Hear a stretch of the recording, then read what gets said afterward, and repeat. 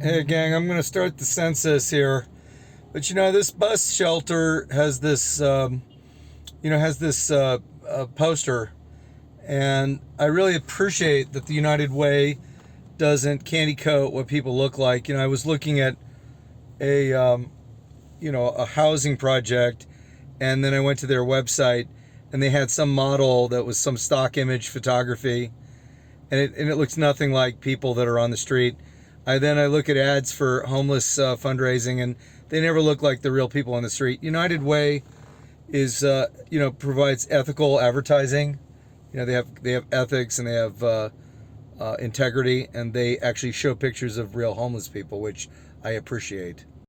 You know, just in that last clip, I was saying I appreciate. I'm like, I should have finished my sentence, but some guy pulled up behind me. United Way uses actual photos of homeless people, which I appreciate the integrity in the advertising. You know, when you're doing fundraising, show actual clients. Don't use stock photography. That's very unethical. So the old derelict van's gone. I had mentioned it to the Burbank Water and Power, and I guess they didn't think it was a problem, but then I mentioned it to the folks over at the police department, and they took care of it. I guess they must have reached out to the van owner and try to find out why they were parking there so often. So here's the Varney building. You've got, you still got the 6-foot fence. It's not tall enough to keep people out. And as I've mentioned in my previous videos, the building was on fire in March because squatters got in there and started a fire. On the 31st of October, Halloween of 2021, I took a video of children jumping this fence, and they were playing inside doing skateboarding. And it's very easy to get in. You can see there's a big crack at the bottom, and small kids can get in underneath that space. And then the kids were actually just helping each other jump over the fence. They're very nimble, so they can do that easily. Now we've got 2 tents here still. It's a different tent, not the same tent, but this is a different tent. I'm going to call that into Street Plus now and send them a message about these tents. I don't know why they're still here. You know, you pitch a tent and then it takes months to get rid of them, but there's shelter space for these folks. Okay, folks, I went ahead and texted Street Plus. I said call it in. I really mean text it in, but I've gone ahead and done that. And then we're over here at 410. So this is 410 Varney, and you still got the camping going on over here as well. You've got illegal camping here, and this has been here for a very long time. Somebody's just taken up residence here. It's unclear to me why we don't get these abated.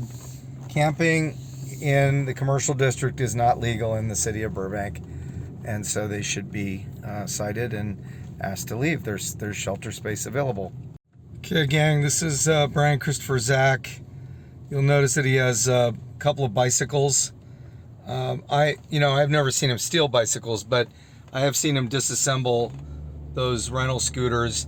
And as far as I'm concerned, Bryan goes around and takes these things. I don't think he buys them. But I could be completely wrong. But why would the guy have multiple bikes and a shopping cart? Maybe somebody donated the bikes, but one of them looked brand new, like it was just out of a showroom. And Bryan, when my brother and I talked to him, and I'm going to go around and look at him again, but Bryan had said to my brother and me, we said, hi, would you like some shelter? You need some help? He's like, leave us alone, leave me alone. I'm like, well, would you like to call for some assistance? And he was like, asshole, you need beatings to understand, don't you? And I'm like, oh boy. And good morning. hi, Bryan. Hey, Bryan. What's up? You need some help? What are you harassing me for? No. Yeah, it's harassment. I'm gonna, How is it harassment? Yes, you are. I'm going to call cops and warn you. Okay, let's Just wondered if you needed a place to stay. Confirm. Don't be get violent with you. Confirm. Bryan, we're checking in. 4 times this year. We're checking in to see how you're doing, Bryan. Just checking in to see how you are. So do you need a place to live? Stop harassing me. You understand? How is it harassing you? You need beatings to understand, don't you? We need beatings. That's interesting. We need beatings to understand. Bryan, do you Go, need huh? do you need a Go shelter? fuck with somebody Can else. you ask him? Do you need a shelter? Asshole! What the fuck is wrong with you, motherfucker? What'd I say? Get the fuck out of here! People want to give tiny homes to somebody that says you need beatings to understand, don't you? It's not a housing problem, people. Bryan's just a guy from New York. He's not a Burbanker. He's from New York. I looked him up, and he's not a native-born resident. And, you know, he's a hostile, nasty guy, and he's an alcoholic because he's always over at the liquor store drinking, and then he scratches his leg, so we think he does heroin or some other kind of injectable drug, because when you scratching your leg, it's usually because you've been doing injectable drugs. So anyway, that's Bryan Christopher Zack. Okay, folks, I'm at the 4400 block of Magnolia and at the Valley Boulevard or Valley Street intersection. This is the plumber. He's here today. I did not see him in Magnolia Park, but I wasn't out that early. But he typically does his panhandling in the Magnolia Park area over by Porto's. And then sometimes he'll go through the garbage at the bus shelter and just take everything out of the bus shelter trash and leave it on the ground, which I've seen him do in the past. But anyway, there's another one, and I'm gonna go back down to Porto's. I saw some postings of some of the postings of the posters that were up there, and someone posted like a concert poster, which of course is not allowed, and I'm gonna tear it down.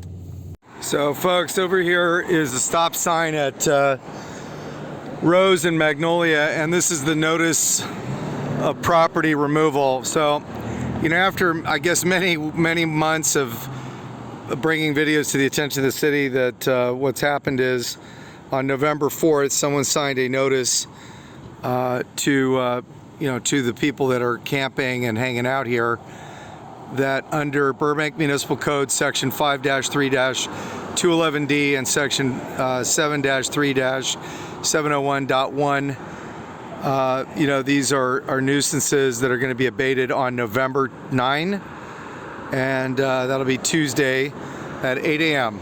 So the city's taking action. Good for them. Congratulations to them on doing the right thing, and I appreciate it. I hope all the rest of you folks in Burbank appreciate it too. We need more of that. So folks, we've got the Marshall shopping cart and now a Lowe's shopping cart over here by Hollywood Way and Magnolia Boulevard. It's the same cart that Marshall's has had there for a while. I did, I've notified the company. I've also notified Rite Aid. But for some reason, these corporations, they don't have a good handle on their equipment. I'm not sure why. I'm gonna pull up here and remove the poster that's up here that's illegally been posted.